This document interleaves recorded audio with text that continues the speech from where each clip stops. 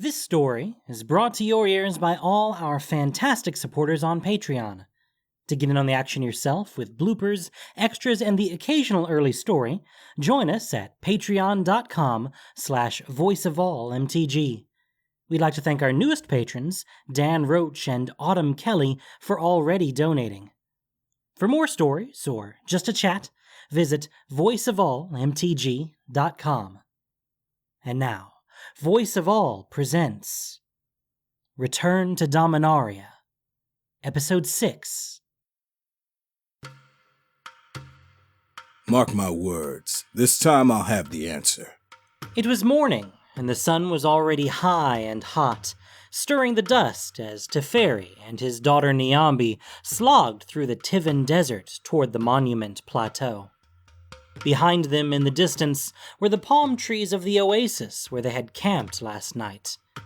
Not far ahead was the monument, a giant block of stone partially concealed by a natural plateau. Travelers from Femeref who passed by on the nearby trade road always assumed it was an ancient ruin. It was ancient, but younger than Teferi. It was also a puzzle he had been trying to solve for years. Niambi assumed an expression of pretend inquiry. What's the definition of insanity again? That's only if you don't have a method to your madness. I always have a method. Oh, if we only knew what that method was. I think this is the day. He won't beat me again, especially now that I have your help. Teferi reached the foot of the plateau, where the sand was a thin layer over paving stones. With his boot, he scuffed it away from the center point seal. It's just a theory. I don't want to get your hopes up. My hopes are always up. Teferi tapped the seal with his staff. A seam opened in the paving, the sand sliding into it like flowing water. The seam ran across the buried plaza to the foot of the monument.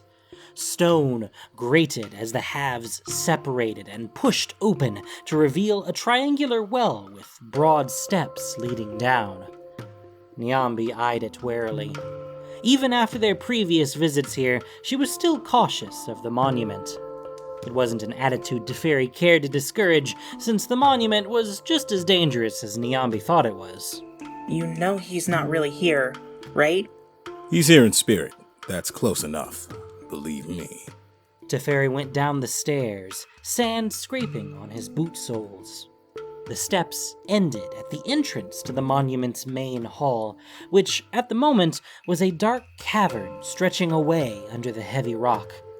Stepping aside, he waited to make sure Niambi didn't need help. At 50, his daughter was still strong and capable, but this wasn't a good age to take a fall.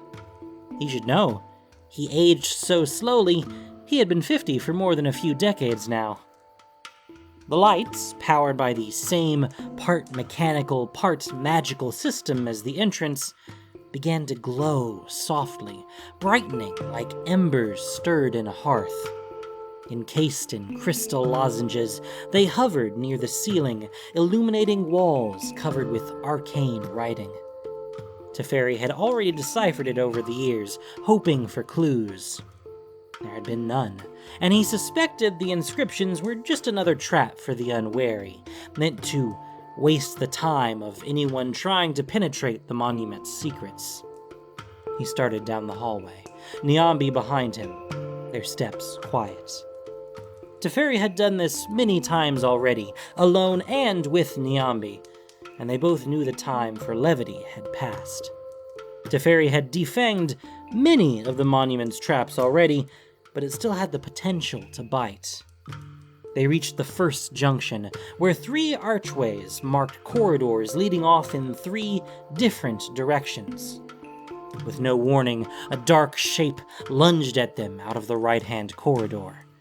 Teferi had expected to encounter it at some point near here, but its sudden appearance startled him enough that the time spell he reflexively cast blasted it so hard it separated into its component parts. He sighed with annoyance at himself. He didn't like to overreact, but the thing should have known better than to charge so suddenly when his daughter was standing behind him. The automaton was a good 8 feet high, made of silver and copper metals, shaped like a bulky warrior with a block for a head. Its parts had separated and hung in midair: limbs, the cogs and wheels that drove it, the crystals that supplied its power. It wasn't quite still. All the pieces were vibrating faintly, caught in a time stream where the explosion that had blasted them apart was ever so slowly occurring. Niambi eyed it warily. Is it safe?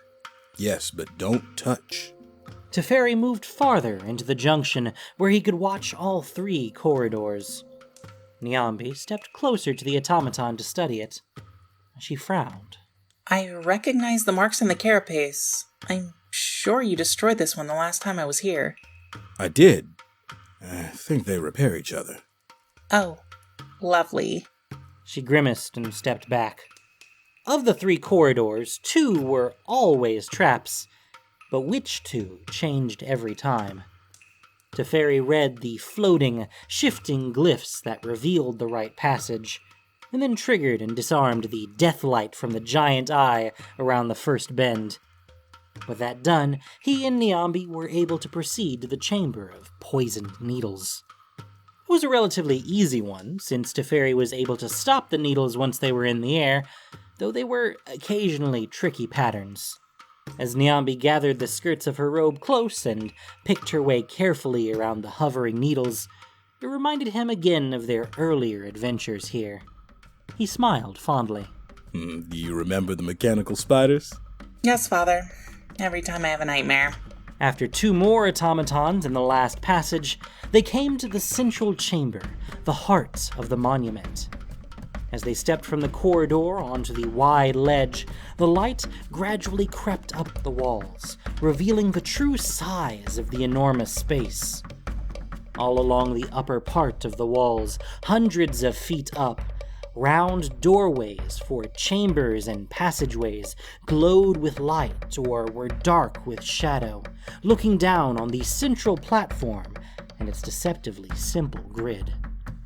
Teferi had searched all these openings before and knew they were all just distractions, traps for the unwary, delaying tactics. It was the grid of squares on the center platform, reached by a narrow bridge, that was the real key to the puzzle. Or possibly the floating blocks were the key. Teferi had spent a long time narrowing it down, and he was certain now it was one or the other. Niambi had a new theory about the blocks, and that was why they were here. As the light grew brighter, the blocks started to drift into view. They were stone oblongs of a uniform size, floating up from the shadows below and down from above. They would move randomly around the space the entire time Teferi was here. Ready? Her expression determined, Niambi took her writing tablet and pencils out of her pack. Ready. Teferi walked across the bridge, Niambi following. As he set foot on the center platform, the floating blocks converged. Niambi crouched down and began scribbling hastily on the tablet, while Teferi deflected the blocks that were trying to crush them. After a short time, Niambi called out. Try 6 from the left, 4 from the top down. Teferi hopped over to hit the sequence with his staff. Nothing. No change. Next? And so it went, sequence after sequence. 2 more automatons climbed up to challenge Teferi. One he froze in time, and the other he tipped off the platform with some quick staff work. Occasional sharp gusts of air battered him and Niambi, raising stinging dust and pulling at Niambi's braids. Then bursts of heat and light. Teferi deflected what he could, endured what he couldn't, and kept entering the sequences Niambi came up with. Father, that's it. We have to stop. It was more than an hour later, and Teferi left the grid immediately and helped Niambi to her feet, and they retreated across the bridge. As soon as they reached the passage again, all activity in the chamber began to slow and cease. Niambi sagged against the wall, sweat beading against her forehead. I was wrong. It's not a mathematical problem. Or if it is, isn't the floating blocks under the key. It was disappointing, but Teferi was ancient enough to take the defeat with no more than a sigh. It was still a good theory. It had to be tested. Niambi shook her head. I wasted your time. He gave her a one-armed hug. Please. Every father should be so lucky to have a daughter who shares his hobby. Ugh. Let's get out of this terrible place.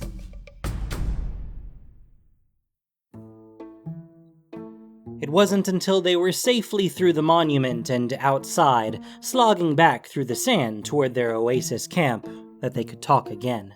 Why would he make it so hard? He must have known you'd need it someday. Teferi gave the stock answer. He's protecting it from the Phyrexians and the demons and their mages and everyone else who might want it for the raw power locked inside. You don't believe that. She knew him too well. I don't. But it's the answer everyone wants. I know. You were his friend. Why would he do this to you? Urza didn't have friends. Not like you and I have friends. He had experimental subjects, and those just powerful enough that he considered them sentient beings, if not actually people. But he was what we had at the time. A shadow fell over the sand.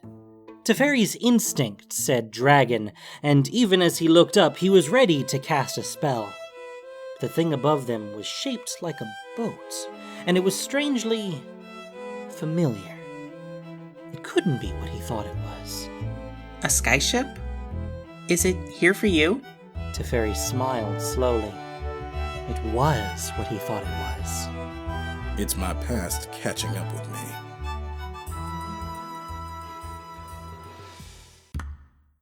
Gideon climbed down the ladder from the weatherlight, dropping the last few feet to land on the sand. Filled with long shadows from the sunset, the oasis had a large pool surrounded by sparse grass and palm trees, partially sheltered from the wind by rocky outcrops.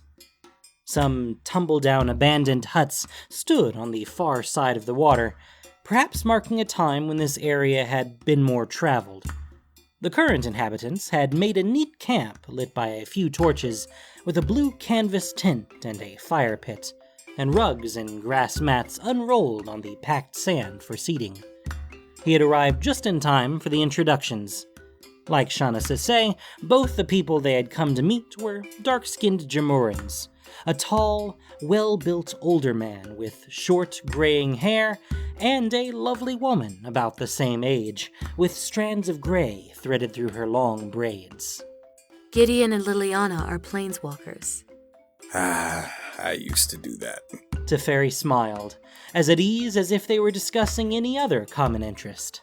This is my daughter, Niambi. I'm sorry, your daughter? My father used to be an immortal. He ages very slowly. I've been catching up to him for years. Teferi gestured for them to come into the camp, and they all took seats around the fire. And to what do I owe this visit? Gideon was a little startled when Jhoira cut right to the point. We're going to kill Belzenlock, and we need a time mage to help us get into the stronghold. A time mage? And you think I know a likely one? Teferi, don't tease. You know we need your help. Teferi leaned forward, his expression turning serious. Jhoira, we're not camping out in the desert because this is how my daughter and I enjoy spending our leisure time. We're working on something very important. Like what? That ancient ruin, maybe? It's not that ancient. It's younger than me.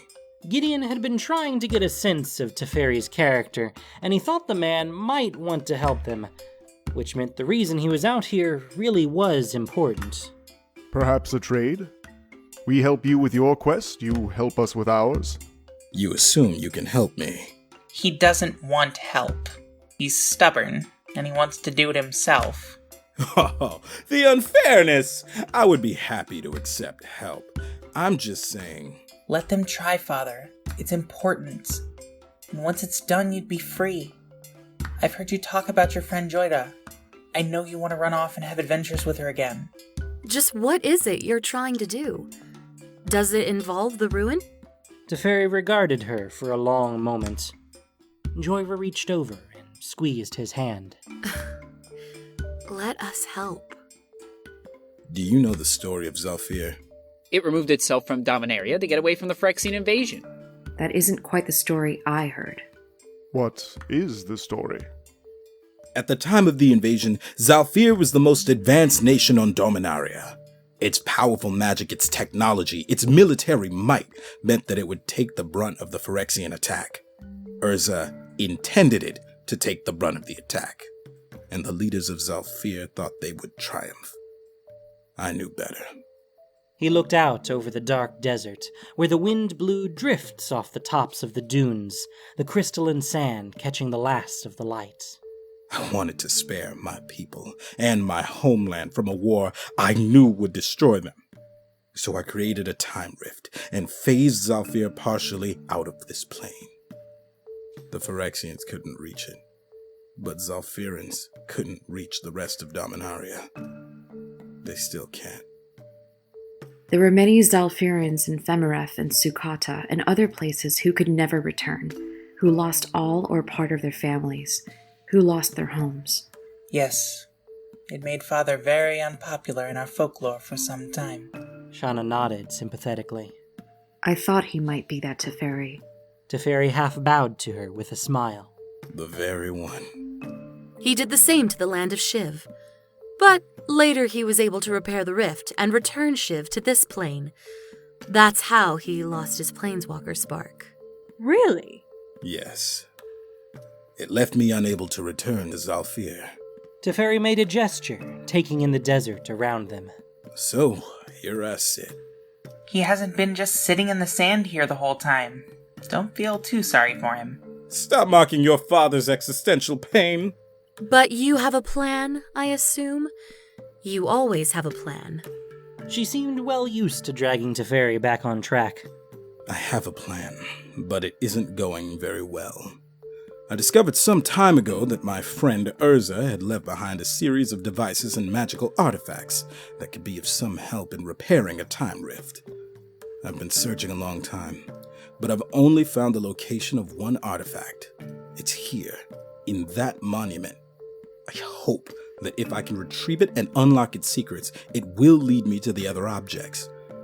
But I've been inside the monument many times, uncovered its secrets and sprung its traps over and over again, and still, I haven't been able to get to the artifact.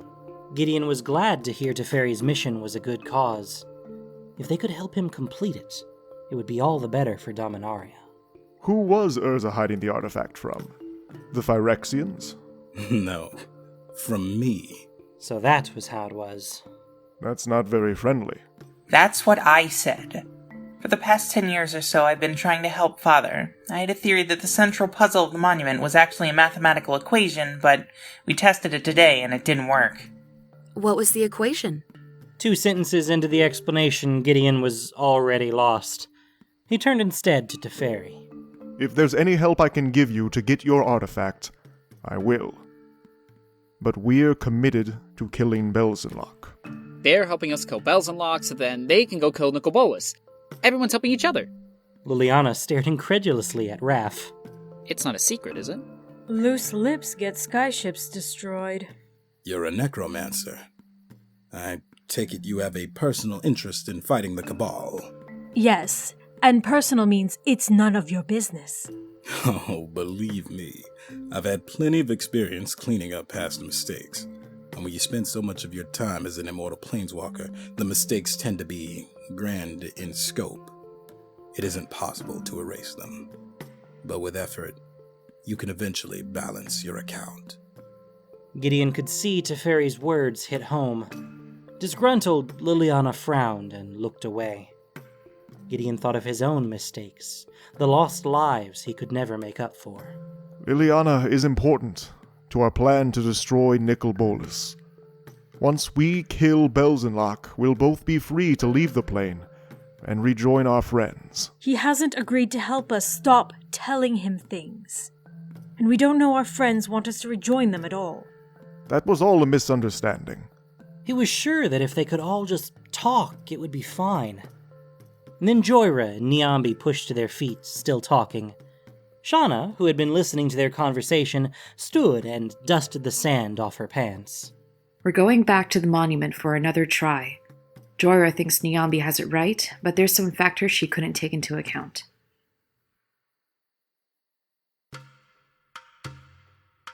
It was full dark now, the moon rising as they set out for the monument. You think you can solve it in one try after I've been working all this time?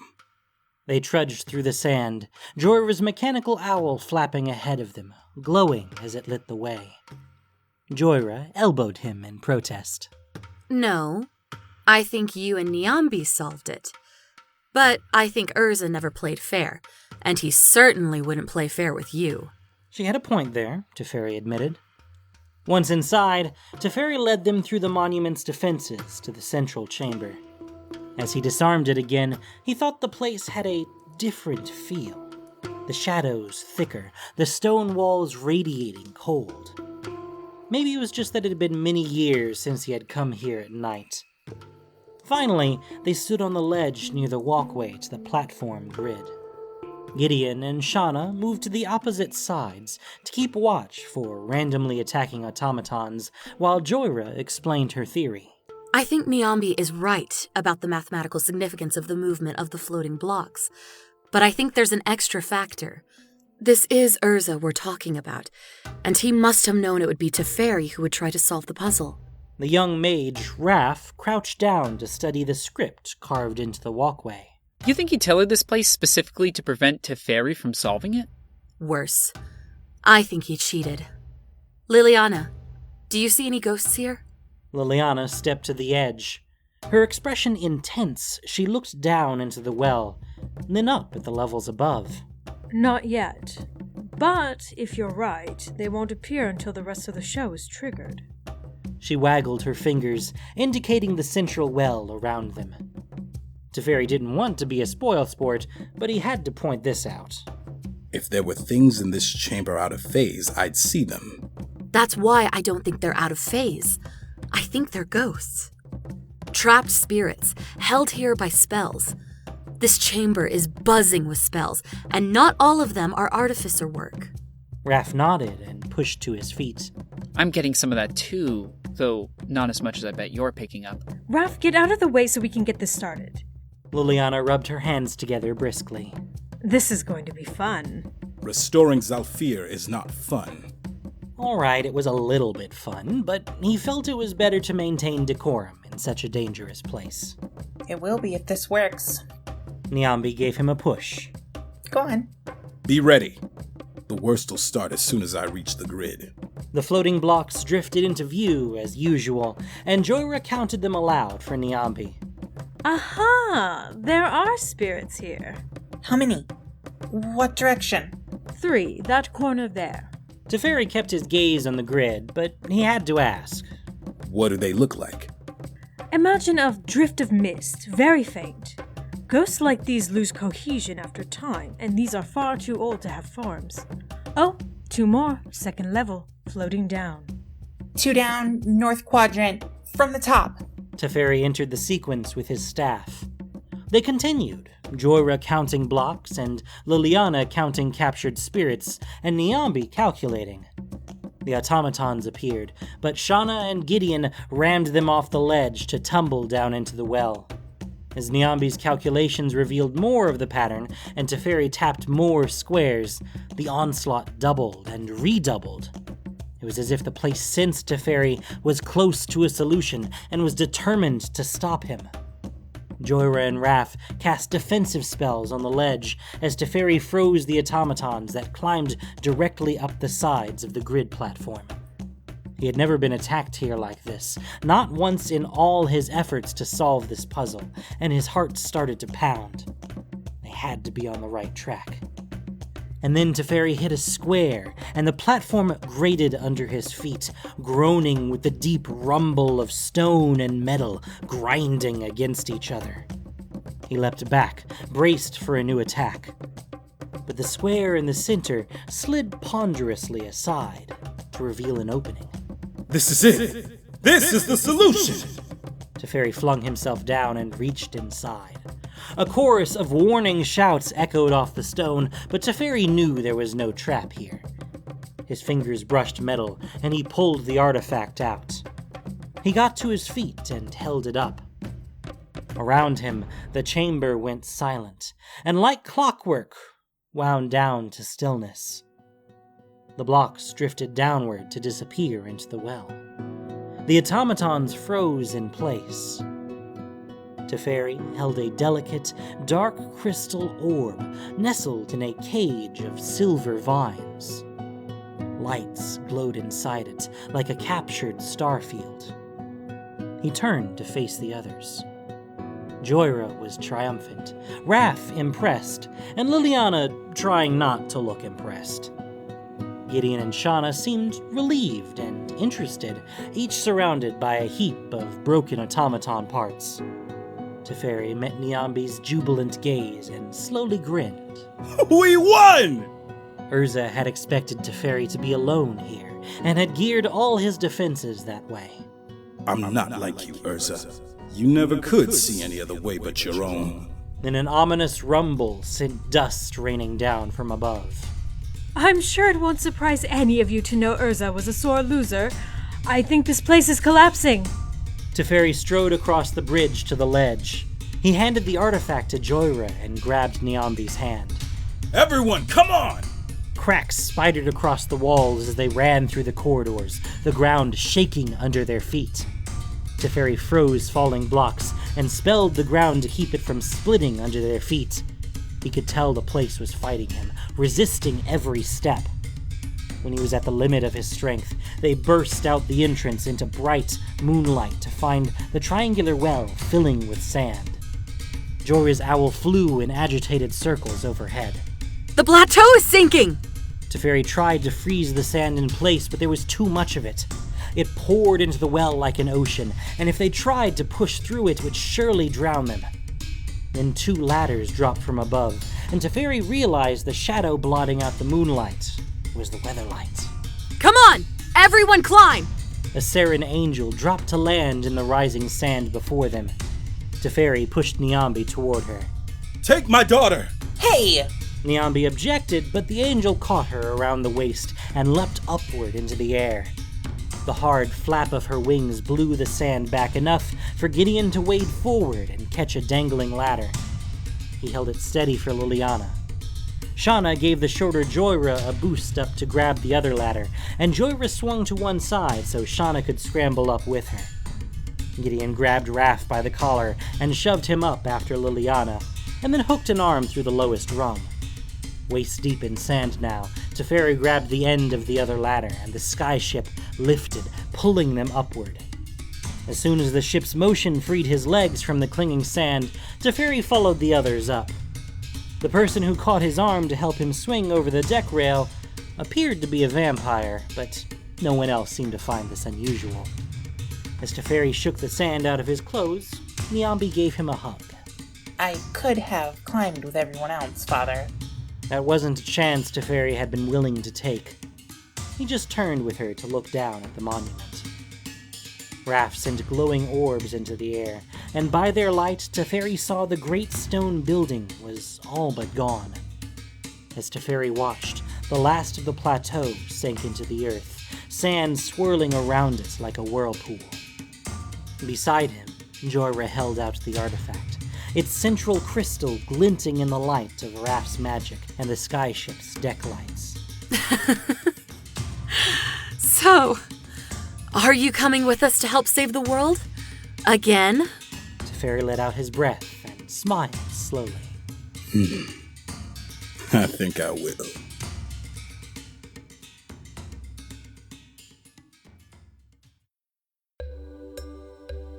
After a stop to collect Teferi's and Niambi's belongings from their campsite, they all spent the night on the weatherlight. Jhoira was glad to have the chance to talk with Niambi and hear about Teferi's life in Femeref. They had a lot of catching up to do. The next morning, Jhoira steered the skyship to the town Niambi and her family lived in to take her home. It was a small but prosperous-looking town on the cliffs above a river, where houses with tile roofs were surrounded by orchards and gardens. Niambi's house was on the outskirts, a rambling stone building with a central fountain court shaded by acacia trees. Jhoira stood by while Teferi and Niambi said goodbye on the deck of the Weatherlight. Niambi hugged him. Have a good time with your friends. Kill lots of demons. You aren't even going to pretend to miss your old father. I will miss you, but I know you too well. This is what you were born to do, and once you've found a way to return Zalfir, I expect you to visit, so you can give us all a tour, or warn us if they want to kill you.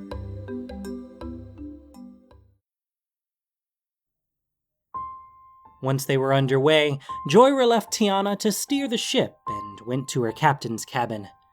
With a sigh, she dropped into her chair. It was a relief to have Teferi back. Only a few more pieces to put into place, and they would be able to break into the Cabal's stronghold and kill Belzenlock. But that was the easy part. She touched the amulet around her neck, and then opened it. Inside lay a small power stone, glittering in the dim light. She made this stone herself at the Thran Mana Rig. It held Teferi's Planeswalker spark. The hard part is going to be convincing him to take this back.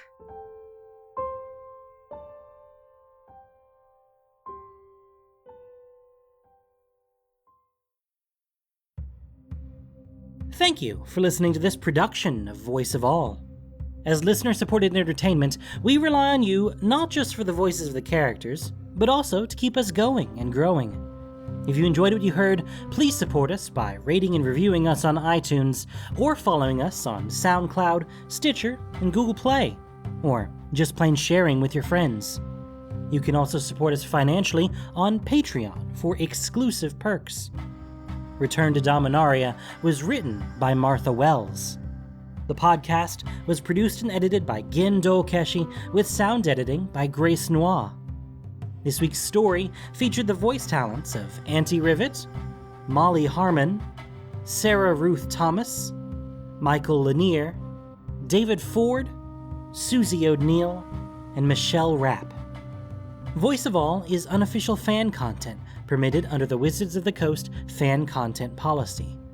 Magic the Gathering is copyright Wizards of the Coast. Thanks so much for listening, and y'all have a great day.